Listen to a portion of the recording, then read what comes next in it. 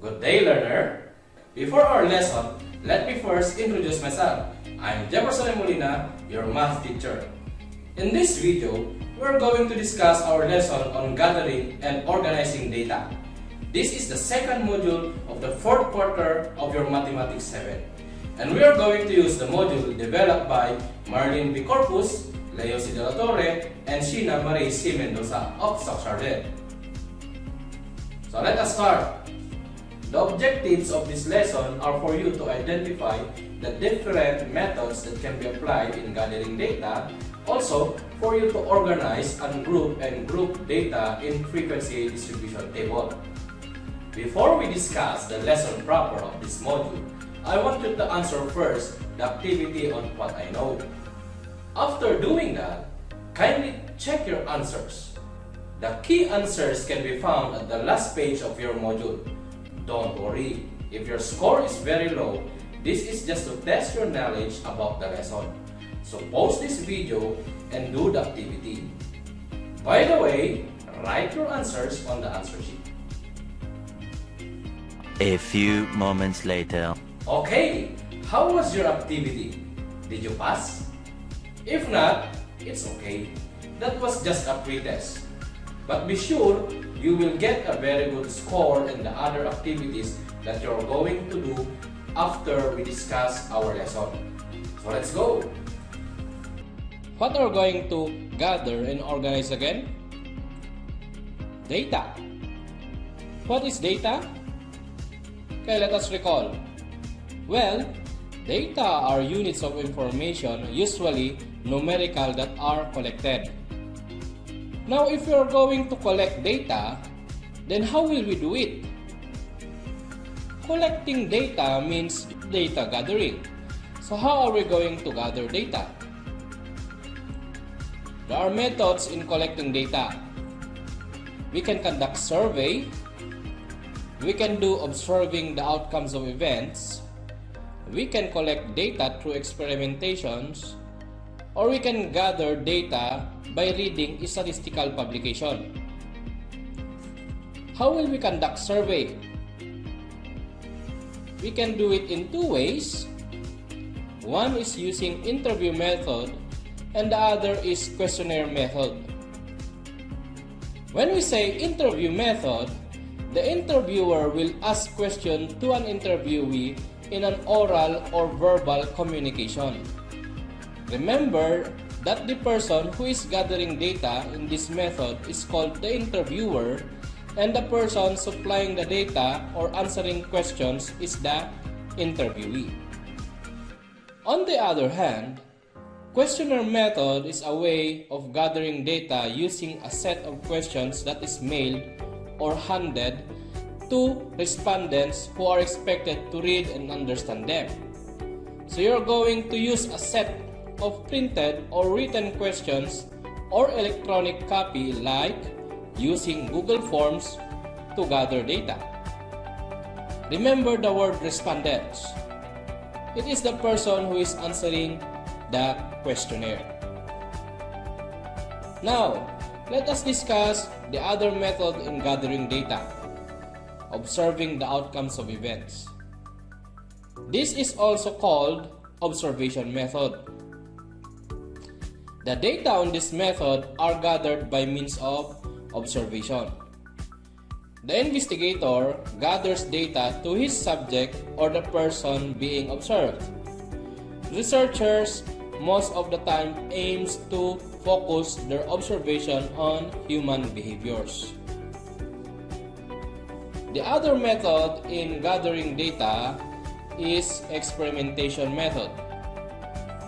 We take measurements in experiments.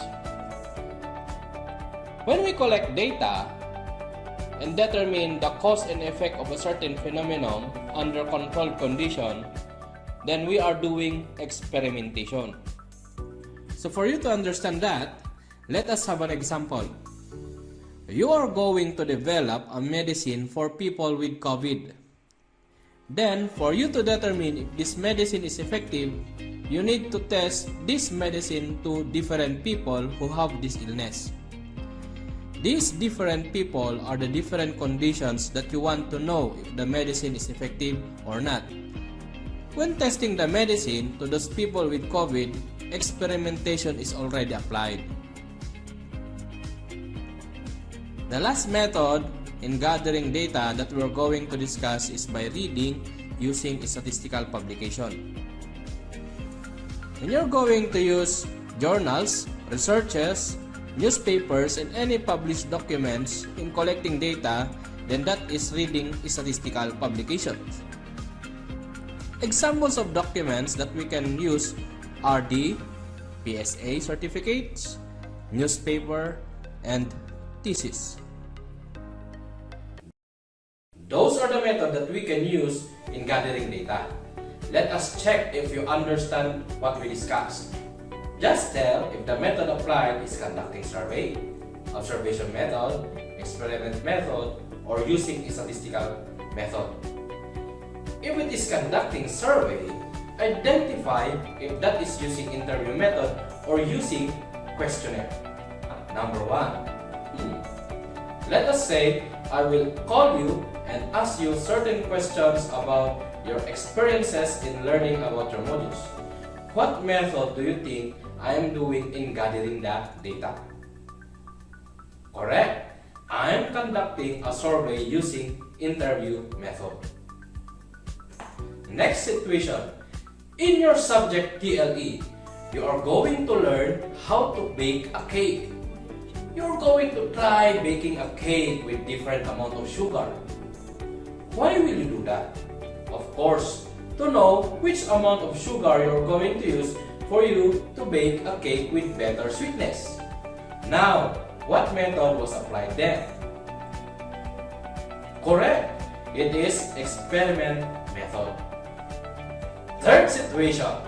In current events, I want to know the present number of COVID cases in the Philippines. I will search in the website of Department of Health. What method do you think am I applying? Okay, you are correct again. It's reading statistical publication. Next situation. You receive a link to answer questions about the modality you want in the next school year. If it is blended learning, modular, video lesson with SLM, audio lesson with SLM, or online learning, what method of gathering data was applied? Okay, correct. It is conducting survey using questionnaire. Last situation, let us say you want to determine how honest are your friends. You are going to leave your wallet intentionally beside of your friend and wait if he or she will return it. Now, what method are you going to use if you will do this to your friends? Okay, so that is observation method. Now, if you are done collecting the data, you can just place in the paper or just make conclusion from it. You must organize first the data for it to be easily interpreted. So how? We can use frequency table in organizing data. This is the format of a frequency table.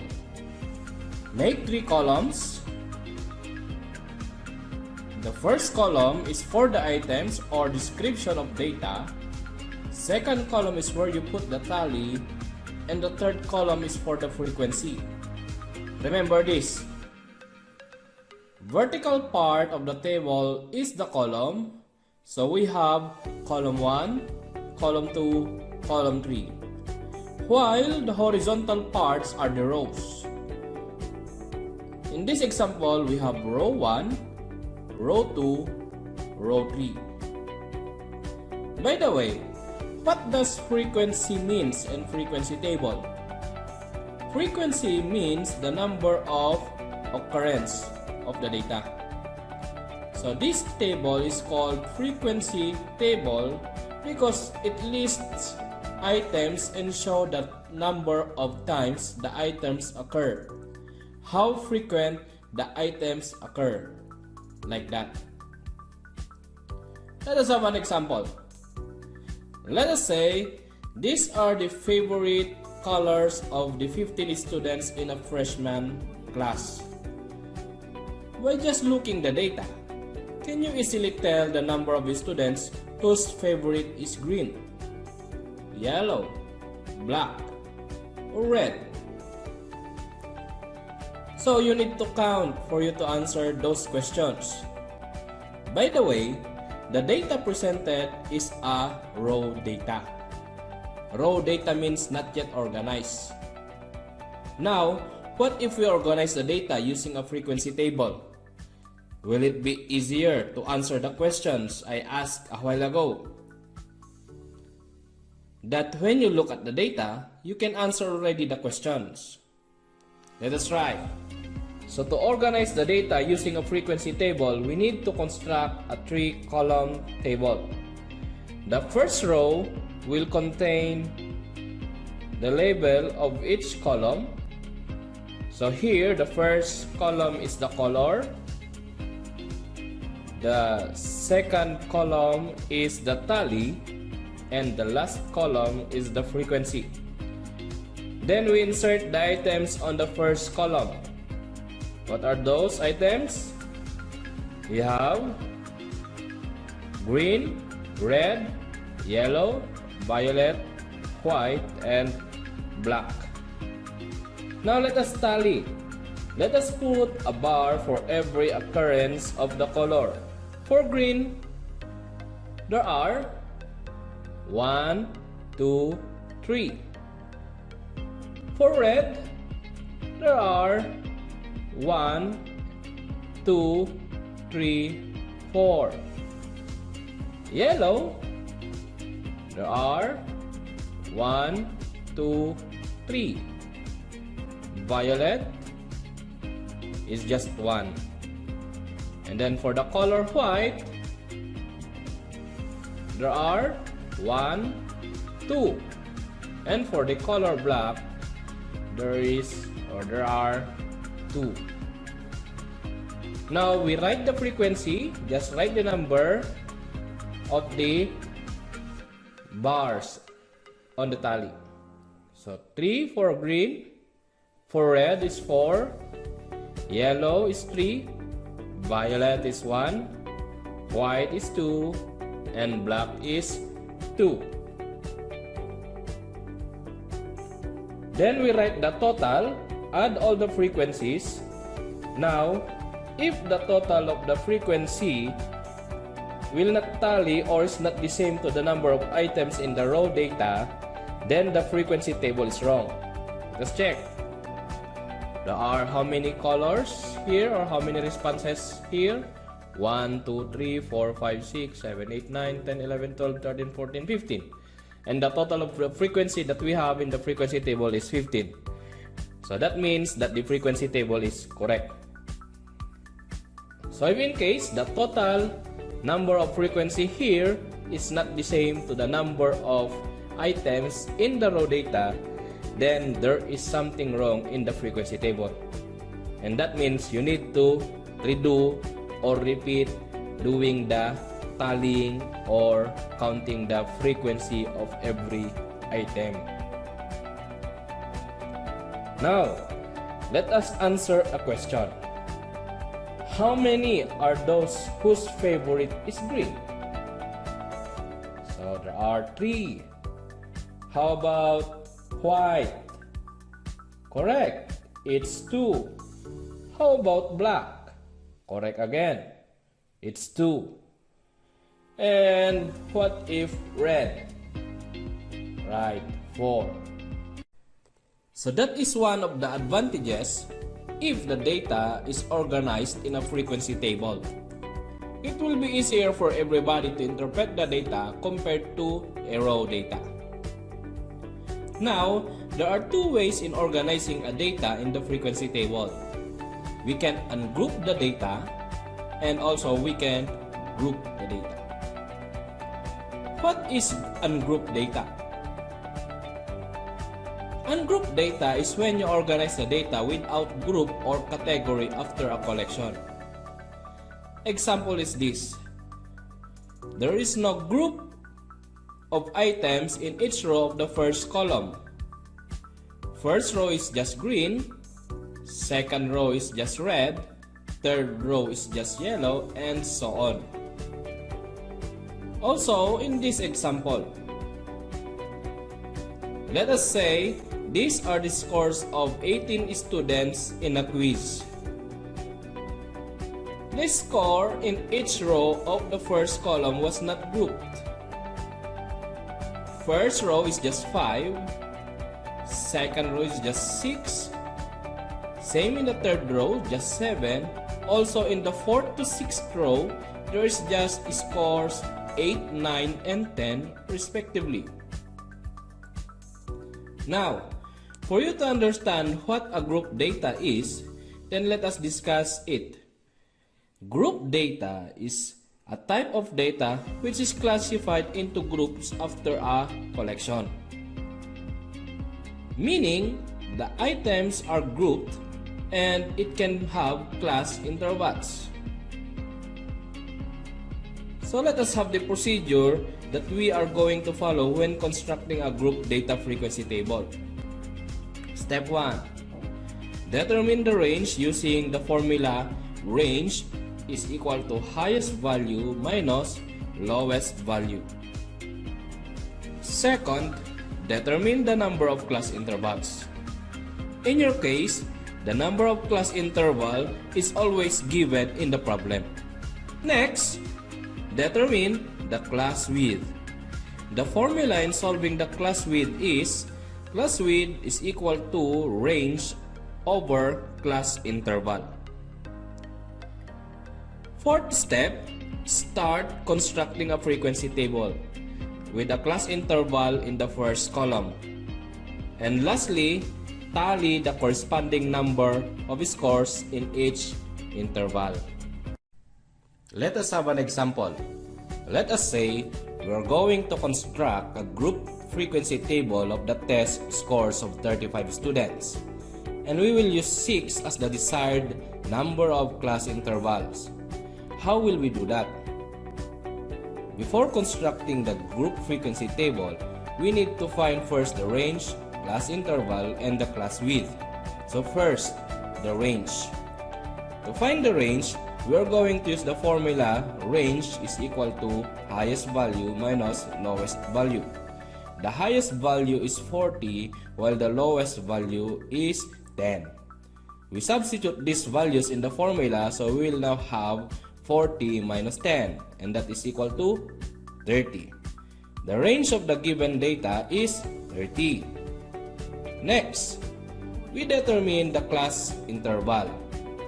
Actually, the number of class interval is already given in the problem. It says here, use 6 as the desired number of class intervals. So therefore, the value of class interval is 6. Let us use Ci as the variable that will represent the class interval. So Ci is equal to 6. Third, let us compute the class width. So to solve the class width, we will use the formula class width is equal to range over class interval. We will now substitute the value of range, which is 30, and class interval, which is 6, which is 30 over 6. And 30 over 6 is the same as 30 divided by 6, and that is equal to 5. The class width now is 5. Let us use W to represent the class width. So W now is equal to 5. We are done finding the values of the range, class interval, and class width. And now, we are ready to construct a group frequency table. Remember, it will be a 3-column table. First column is for the items. The items in the problem are the scores. Second column is the tally. And the third column is the frequency. Now, let us put the class interval in the first column, starting with the lowest value as determined in the data. The lowest value is 10, so we will start at 10. This is now the lower limit of the first class interval. To find the upper limit, we are going to use the class width that was computed. Count 5 consecutive numbers starting from the lower limit and the fifth number is the upper limit. So let us find the upper limit of the class interval with a lower limit 10. Just count 5 consecutive numbers from the lower limit 10. So 10, 11, 12, 13, and 14. The upper limit now is 14. Our first class interval then is 10 to 14. By the way, why did we count in 5 consecutive numbers? Well, because the class width is 5. On the next row, we start at the number next to the upper limit of its prior class interval. So that is 15. Then count again 5 consecutive numbers from 15. So 15, 16, 17, 18, 19. Next, we continue counting. So the lower limit is 20. Count 5 times, so its upper limit is 24. Continue the same process in the next class interval. Next lower limit is 25. Count 5 times, 25, 26, 27, 28, 29. The upper limit of the class interval is 29. We continue. Lower limit is 30 and the upper limit is 30, 31, 32, 33, 34. Then the next class interval, 35.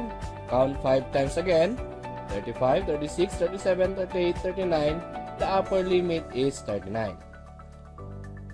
This may be the last class interval. The lower limit is 40. Then count again 5 times starting from 40. So 40, 41, 42, 43, 44. We can still continue, but we better stop since the highest score in the given data is already in the class interval 40 to 44. In this class interval, we can see here group of items or scores. Like in the first class interval, 10 to 14, the group of items or scores that are here are 10, 11, 12, 13, and 14. The lower limit is 10 since it's the lowest score in the class interval, and the upper limit is 14 because 14 is the highest score in the group. The fourth class interval is 25 to 29, meaning the group of scores in this row will be scores 25, 26, 27, 28, 29. The lower limit is 25 and its upper limit is 29. Are you following? Let us see the seventh class interval. What are the scores in this group? Correct. We have 40, 41, 42, 43, 44. Why did we stop here? Not continue listing the class interval, nor stop in the class interval 35 to 39. Because the highest score from this data is 40, and this score is within the class interval 40 to 44. It is useless to continue listing the class intervals. Like for example, if we will have the class intervals 45 to 49, can you find a score in the data that is within 45 to 49? None. Am I right? So, we better stop. Let us tally now. By the way, when finding those items or scores in the data, we better look for them from left to right and put symbols like bars or shapes which will indicate that the scores or items were already counted. We count the number of scores present in the data in every class interval. So for the first class interval, 10 to 14, how many scores are there? We have 1, 2, 3, 4, 5, 6, 7. How about 15 to 19? How many scores do we have in the data? So 1, 2, 3, 4, 5, 6, 7, 8, 9. We put 9 bars in the tally. For the scores 20 to 24, we have 1, 2, 3, 4, 5. For the scores 25 to 29, we have 1, 2, 3, 4. The class interval 30 to 35, there are how many scores? 1, 2, 3, 4, 5. And then for the scores 35 to 39, we have 1, 2, 3.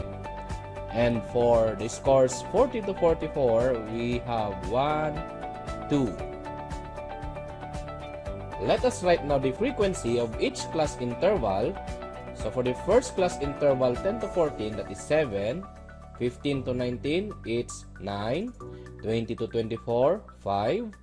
For the frequency of 25 to 29, that is 4. 30 to 34, the frequency is 5. 35 to 39, its frequency is 3. And 40 to 44, it's 2. Add the frequencies 7 plus 9 plus 5 plus 4 plus 5 plus 3 plus 2 is equal to 35. The total of frequency must be equal to the number of items or scores that we have in the given. Are they equal? Yes. So our frequency table is correct. Just in case the total of frequency is not equal to the number of items or score in the given data, then the frequency table is wrong. And you must recount, tally again, if you want to construct the correct frequency table. So this is now the group frequency table of the scores of 35 students with 6 as number of class intervals. I hope you understand that. Okay, let us have another example. Let us say in health, you want to know if how many students are malnourished, normal, overweight, and obese. So you're going to survey the weight in pounds of grade 7 students. Now, you are done collecting the weights of grade 7 students. And you're going to construct a group frequency table using 7 as desired number of class interval. How many students weigh more than 100 pounds? So again, before constructing the frequency table, we are going to find the range, the class interval, and the class width. First, the range. So to solve, we use the formula range is equal to highest value minus lowest value. So the highest value is 118 and the lowest value is 80. We substitute 118 minus 80 is equal to 38. The range now is 38. Then we are going to find the class interval. So the number of class interval is already given in the problem. It says here 7 as the desired number of class interval. Therefore, the number of class interval is 7. So CI is equal to 7. Next, we find the class width. We use the formula again, range over class interval. The range is 38 and the class interval is 7, so we just substitute that. 38 over 7, we compute it's 5.42. Remember this, if the value of class width is decimal number, then we always round up. So meaning to say, the value is 6. Always round up, remember that. Next, we construct the data frequency table. And to construct again, we should have 3 columns. The first column is weight, second column is tally, third column is frequency. So let us put now the class intervals. The lowest weight in the data is 80, so that will be the lower limit in the first class interval. Then we find the upper limit of the first class interval by using the class width 6. So this will be used by counting 6 consecutive numbers starting from the lower limit 80. So it will be 80, 81, 82, 83, 84, 85. Then we find the next class interval. The lower limit will be the next number after 85, that is 86. Count again 6 times from 86, 87, 88, 89, 90, 91. Then the third class interval, the lower limit is 92. Then we count 6 times again, starting from 92, it will be 92, 93, 94, 95, 96, 97.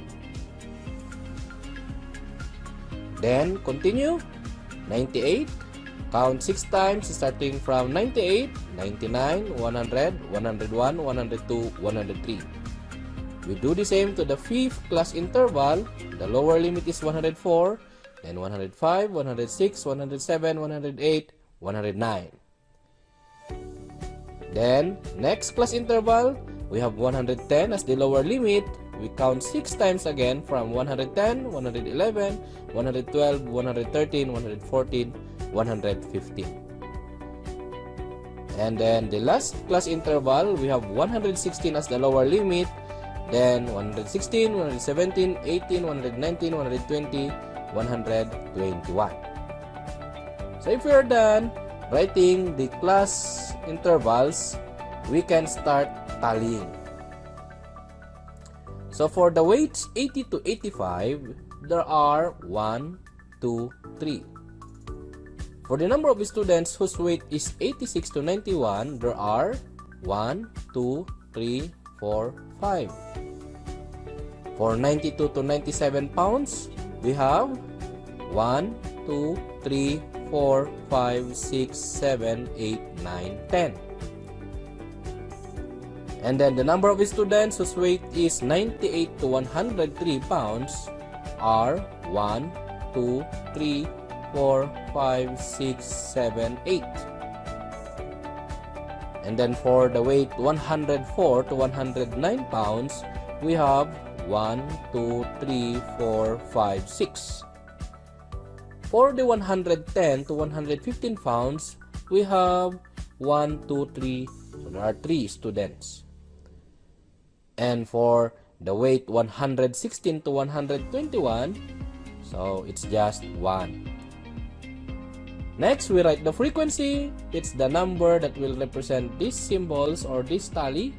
So it will be 3 for 80 to 85, 5 for 86 to 91, 10 for 92 to 97. We have 8, 6, 3, 1. And we add again the frequency to get the total. So 1 plus 3 plus 6 plus 8 plus 10 plus 5 plus 3 is equal to 36.